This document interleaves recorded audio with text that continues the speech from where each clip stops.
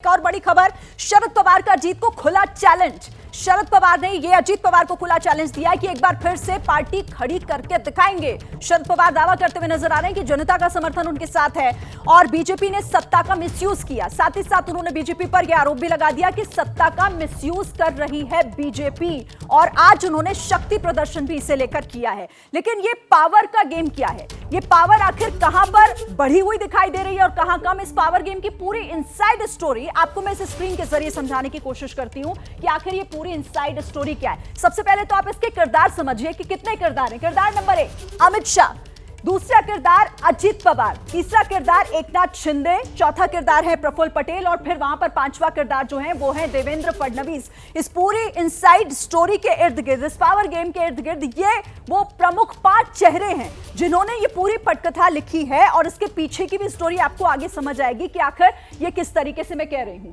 जगह आप देखिए, आपको याद दिलाते हैं कि अहमदाबाद में एक बहुत महत्वपूर्ण मीटिंग हुई थी। एक कहानी की स्क्रिप्ट लिखी जा रही थी। कहानी की तारीख थी 20 जून 2023। कौन कौन मिला था वहां पे? उस दिन अजीत पवार बीजेपी के बड़े नेता के साथ मिले थे। तय क्या हुआ था वहां पर? बगावत की जो स्क्रिप्ट है वो तैयार की गई थी। तो ये बहुत महत्वपूर्ण तारीख है 2023, 20 जून 2023। हाल ही में अजीत पवार बीजेपी के बड़े नेता के साथ मिलते हैं और वहां बगावत की जो स्क्रिप्ट है वो तैयार होती है और जगह अहमदाबाद। अब आप इसको थोड़ा और समझिए। उसके बाद अगली महत्वपूर्ण जगह दिल्ली। ये दिल्ली है और दिल्ली में 29 जून की तारीख, 29 जून 2023 यहां पर स्क्रिप्ट की तारीख यहां पर ये है। और कौन कौन वहां पर मिले थे? वहां अमित शाह मौजूद थे, एकनाथ शिंदे, देवेंद्र फडणवीस रातों रात पहुंचे, रातों रात मीटिंग हुई और वापसी भी हो गई।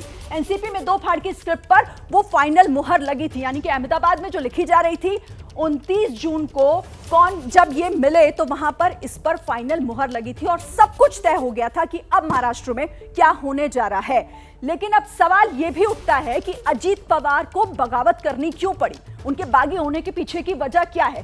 पहली वजह आप समझिए, शरद पवार का इस्तीफा, फिर इस्तीफा वापस लेना। दूसरी वजह है संगठन में 2 मई की वो तारीख आप याद कीजिएगा जब इस्तीफा दिया था। संगठन में 2 कार्यकारी अध्यक्ष से बेहद खफा हैं। 2 कार्यकारी अध्यक्ष बनाए गए, ये भी खफा होने की अजीत पवार की एक बहुत बड़ी वजह थी।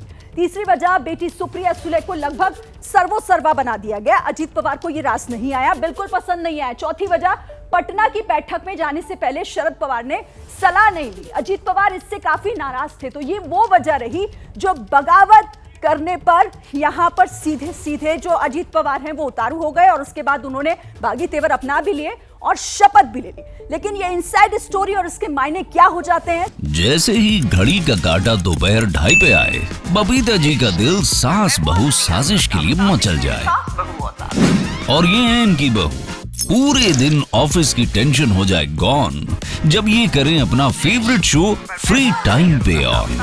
इनकी तरह आप भी देखिए अपना फेवरेट शो अपने टाइम पर और डाउनलोड कीजिए एबीपी लाइव ऐप अपने स्मार्ट टीवी पर।